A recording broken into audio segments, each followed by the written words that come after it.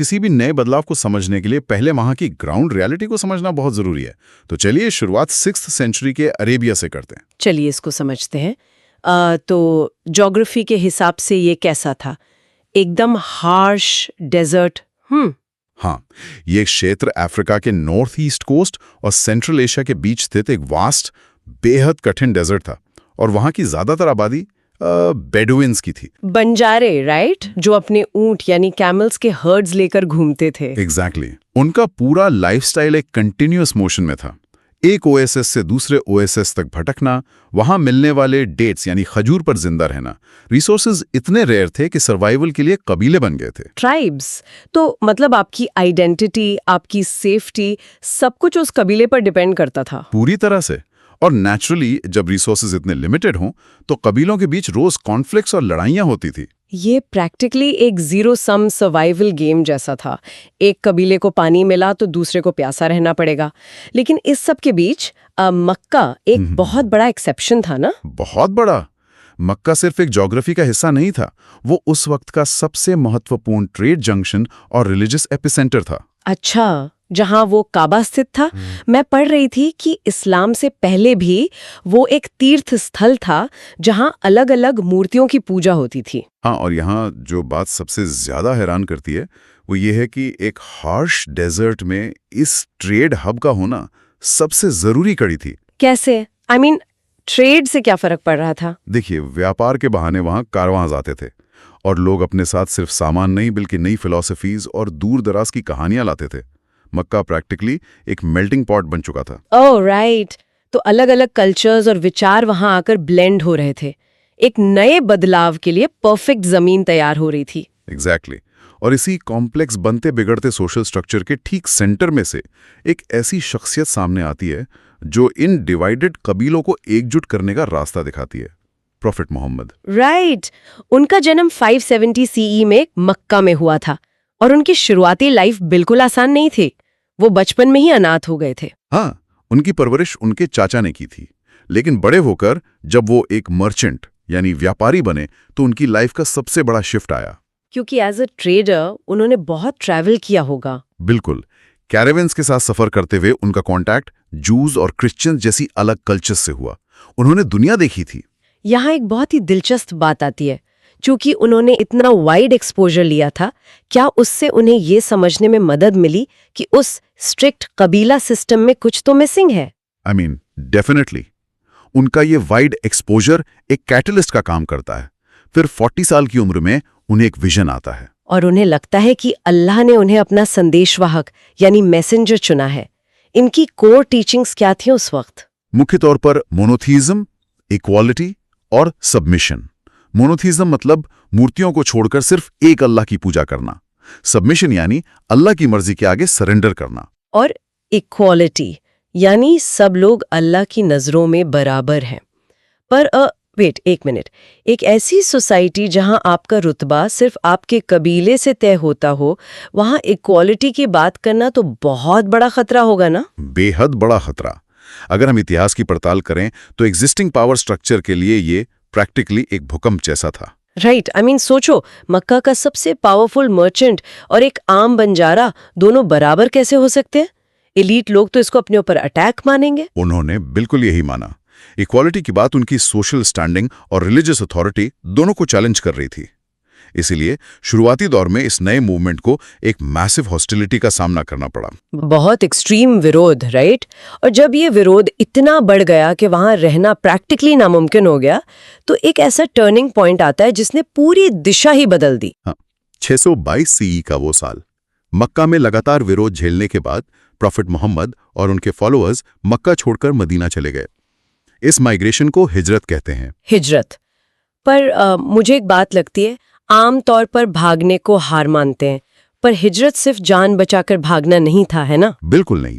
अगर हम इसको बड़े पैमाने पर देखें तो हिजरत एक बहुत डीप स्ट्रैटेजी थी, एक कंप्लीटली नई फाउंडेशन थी। इतनी इंपॉर्टेंट कि पूरा मुस्लिम कैलेंडर ही इस साल से यानी 622 सीई से शुरू होता है। पर मदीना आकर एग्जैक्टली चेंज क्या हुआ?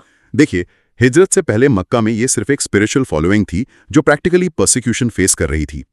लेकिन मदीना आकर ये एक ऑर्गेनाइज कम्युनिटी, एक समाज में बदल गई। एक नया गवर्नेंस मॉडल, ब्लड लाइन के आधार पर नहीं बल्कि फेथ के आधार पर। एग्जैक्टली और कुछ समय बाद जब कम्युनिटी पावरफुल हो गई तो उन्होंने वापस मक्का की आर्मी को हराया, मक्का आए और काबा को इस्लाम का मुख्य पवित्र स्थल बना दिया। Wow, full circle. पर एक प्रैक्टिकल प्रॉब्लम यहाँ दिखती है मुझे। क्या? जब इतने अलग अलग लोग अलग कबीलों से आकर एक कम्युनिटी बन गए तो रोजमर्रा की जिंदगी में उन्हें कंट्रोल कैसे किया गया? उनका पुराना ट्राइबल माइंडसेट वापस तो आ सकता था ना? ये बहुत अच्छा सवाल है। उस इक्वालिटी और यूनिटी को रोज की जिंदगी में मेंटेन रखने के लिए ही कुछ स्ट्रक्चरल रूल्स बनाए गए जिन्हें हम द 5 पिलर्स ऑफ इस्लाम कहते हैं। हाँ, द 5 पिलर्स। मतलब ये एक डेली, ईयरली और लाइफ टाइम करिकुलम की तरह काम करता होगा। इसमें पहला क्या था? पहला है सालात, यानी दिन में 5 बार नमाज पढ़ना। राइट। अगर मैं इसको सोशली देखूं तो दिन में 5 बार अमीर हो या गरीब सब एक लाइन में खड़े होकर प्रार्थना कर रहे हैं। इससे क्लास बैरियर्स फिजिकली टूटने लगते हैं। बिल्कुल, ये इक्वालिटी की प्रैक्टिकल एप्लीकेशन थी। दूसरा पिलर है सौम, यानी रमजान के पवित्र महीने में डॉन मतलब सुबह से डस्क तक फास्ट रखना, रोजा रखना। I mean, जब एक वेल्दी ट्रेडर भी वही भूख महसूस करेगा जो एक गरीब इंसान करता है तो एक जेन्युइन एम्पैथी डेवलप होगी। एग्जैक्टली और इसी एम्पैथी को इकोनॉमी में लाने का टूल था तीसरा पिलर, ज़कात, यानी गरीबों को दान देना। अच्छा, तो ज़कात प्रैक्टिकली वेल्थ डिस्ट्रीब्यूशन का काम कर रहा था। I love that. Social security build हो रही थी। हाँ, ये सिर्फ धार्मिक अनुष्ठान नहीं थे बल्कि उस वक्त के नए समाज को एकजुट रखने के पावरफुल टूल्स थे। और आखिरी पिलर है हज। जिंदगी में कम से कम एक बार मक्का की तीर्थ यात्रा करना, अगर फाइनेंशियली और फिजिकली सक्षम हो। सब लोग एक सिंपल लिबास में आते हैं। ये तो अल्टीमेट इक्वालिटी का फिजिकल मैनिफेस्टेशन हो गया। सही कहा। इन्हीं डिसिप्लिन और यूनिटी वाले टूल्स ने एक डिवाइडेड पॉपुलेशन को एक सॉलिड फोर्स बना दिया। पर प्रॉफिट मोहम्मद की मौत के बाद इस मूवमेंट में एक नया फेज आता है। हाँ, क्योंकि अब इस कम्युनिटी को आगे बढ़ाने के लिए नए लीडर्स की जरूरत थी जिन्हें कैलिफ्स कहा गया। और आई थिंक यहाँ से ये मूवमेंट एक वास्ट एम्पायर में बदलने लगता है। बिल्कुल, 622 से 661 सीई तक द 4 कैलिफ्स का दौर रहा। अबू बकर, उमर, उस्मान और अली, इन्होंने बेस को सिक्योर किया, पर असली फैलाव उसके बाद शुरू होता है। द अमायड्स, राइट, 661 से 750 सीई तक।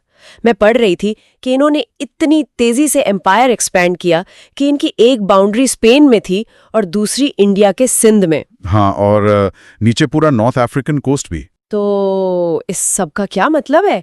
आई मीन, सोचिए, सिर्फ एक सदी के अंदर एक हार्श डेजर्ट से शुरू हुआ मूवमेंट स्पेन से इंडिया तक फैल गया। ये स्पीड कंप्लीटली माइंड ब्लोइंग है। लॉजिस्टिकली ये पॉसिबल कैसे था? ये एक जरूरी सवाल खड़ा करता है और इसका जवाब उमैयद के एक स्ट्रैटेजिक फैसले में मिलता है। उन्होंने अपनी राजधानी यानी कैपिटल को मक्का से शिफ्ट करके दमास्कस बना दिया। ओह, दमास्कस। हाँ, क्योंकि वो ट्रेड और एडमिनिस्ट्रेशन का एग्जिस्टिंग सेंटर था। एग्जैक्टली। डेजर्ट से इतना बड़ा एम्पायर मैनेज नहीं हो सकता था और उन्होंने वहां आर्किटेक्चर पर भी फोकस किया, जैसे जेरूसलम में बनाया गया डोम ऑफ द रॉक। वाओ। और उसके बाद 750 सी में उमैयद्स की जगह अब्बासिद्स पावर में आते हैं, 750 से 1258 सी तक।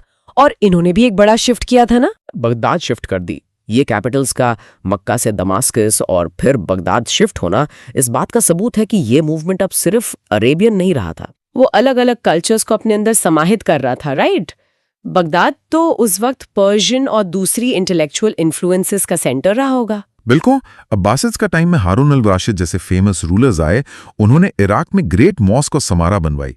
लेकिन सबसे बड़ी बात, ये दौर कल्चरल ग्रोथ का गोल्डन एज कहलाता है। और ये गोल्डन एज आखिर में खत्म कैसे होता है? 1258 में मंगोल्स ने आकर बगदाद पर कब्जा किया और उस रूल को खत्म कर दिया, है ना? हाँ, उस रूल को खत्म किया, पर उसके बाद दी ऑटोमन टर्क्स आते हैं। 1453 में इन्होंने कॉन्स्टेंटिनोपल को जीता और उसका नाम बदलकर इस्तांबुल रख दिया, जो उनकी नई राजधानी बनी। राइट। पर अगर हम वापस उस गोल्डन एज पर आएं, अब्बासिड्स वाले टाइम पर, तो वहाँ एक बहुत ही फैसिनेटिंग चीज हुई थी।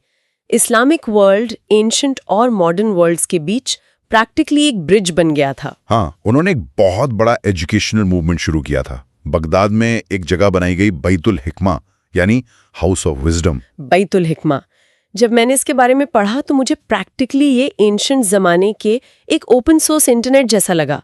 एक ग्लोबल सर्वर। हाँ हाँ, अच्छा एनालॉजी है। कैसे? आई मीन वहाँ अलग अलग देशों का डेटा जैसे ग्रीक, पर्शियन और इंडियन किताबें प्रैक्टिकली डाउनलोड की जा रही थीं। फिर उनका अनुवाद यानी ट्रांसलेशन हो रहा था। एक जगह पर दुनिया भर का ज्ञान प्रोसेस किया जा रहा था। बिल्कुल, और सिर्फ ट्रांसलेशन ही नहीं बल्कि इनोवेशन भी। जैसे मैथमेटिक्स और साइंस में इन्होंने कमाल किया। हाँ, इन्होंने इंडिया से डेसिमल सिस्टम और जीरो का कॉन्सेप्ट सीखा और उसे दुनिया स्पेशली यूरोप तक पहुंचाया। सोचो, अगर उन्होंने भारत का जीरो यूरोप को नहीं सिखाया होता तो आज की मॉडर्न साइंस कहाँ होती? आई डाउट कि मॉडर्न साइंस आज जहां है वहां पहुंच पाती। हिस्ट्री में ज्ञान दरअसल एक रिले रेस की तरह है। एक रिले रेस? हाँ, एक सिविलाइजेशन बताना आगे बढ़ाती है और दूसरी उसे कैच करती है। इस्लामिक सिविलाइजेशन ने ग्रीक और इंडियन ज्ञान को संभाला और आगे बढ़ाया, जिसके बिना शायद यूरोप में कभी रेनेसा ही नहीं होता। अरे वाह, दैट्स डीपली प्रोफाउंड। और इन्होंने अपने खुद के साइंटिस्ट भी तो प्रोड्यूस किए ना, जैसे इब्न सीना और अल राजी। केमिस्ट्री और एस्ट्रोनॉमी में इनकी डिस्कवरीज ग्राउंड ब्रेकिंग थी। एब्सोल्युटली। और लिटरेचर और आर्ट की बात करें तो वहां भी पीक था। उमर खयाम की रुबैयत, फिरदौसी की शाहनामा और अरेबियन नाइट्स जैसी मशहूर किताबें इस टाइम लिखी गईं। Arabian Nights of course. और आर्ट में कैलीग्राफी का डेवलपमेंट, जहां एक स्पेशल पेन से स्टाइलाइज्ड राइटिंग की जाती थी, और उनका यूनिक आर्किटेक्चर, ये सब उसी एनवायरनमेंट का नतीजा था। हाँ, तो जब हम इस पूरी पिक्चर को एक साथ देखते हैं तो कैसा लगता है ये सफर? एकदम अनबिलीवेबल। आई मीन, एक बार अगर हम पूरी जर्नी को रिकैप करें, कैसे अरेबिया के बेहद कठिन आपस में लड़ते कबीलों से शुरू होकर प्रॉफिट मोहम्मद की टीचिंग से ये यूनिटी बनती है, और वहां से हिजरत और 5 पिलर्स का फ्रेमवर्क आकर इस यूनिटी को एक प्रैक्टिकल डिसिप्लिन में बदल देता है। राइट। और फिर वो एक साम्राज्य बनता है जो स्पेन से लेकर इंडिया तक फैल जाता है। मक्का से दमास्कस और फिर बगदाद तक कैपिटल्स चेंज होती हैं, और बगदाद में हाउस ऑफ विजडम बनाकर पूरी दुनिया की साइंस और लिटरेचर को आगे बढ़ाया जाता है। एक ब्रिलियंट ट्रांसफॉर्मेशन था।